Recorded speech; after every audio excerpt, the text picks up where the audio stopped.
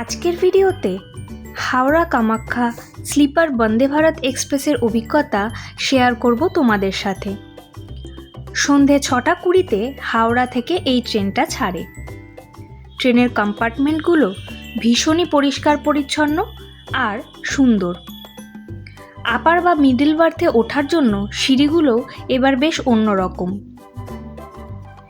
জানলাটা বেশ বড়, তারই সামনে ফুড টেবিল, দুটো জলের বোতল রাখার জায়গা আর দুটো তাক।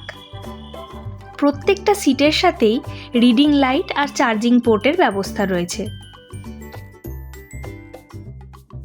এই ট্রেনে জানলায় এরকম শাটার সিস্টেম রয়েছে, যেটা দিয়ে বাইরের আলোটা যদি আটকানোর দরকার হয় সেটা করতে পারবে।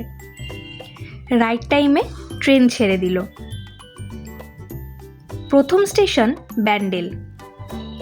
তোমাদের বাথরুমটাও একটু দেখাই।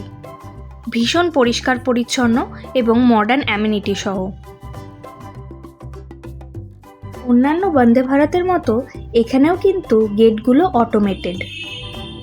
এছাড়াও বাথরুম অকুপায়েড কিনা সেটা কম্পার্টমেন্ট থেকেই দেখা যায়। এবার আসি ডিনার মেনুতে।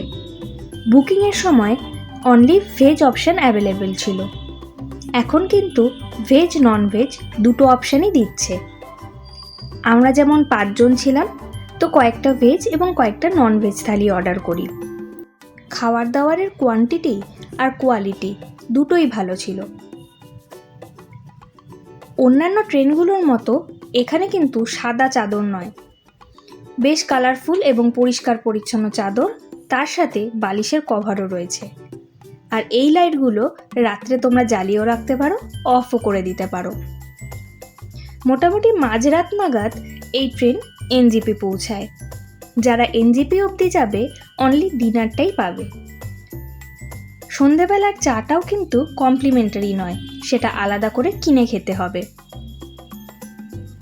পরদিন সকাল 8:20-তে কামাখ্যা স্টেশনের টাইম।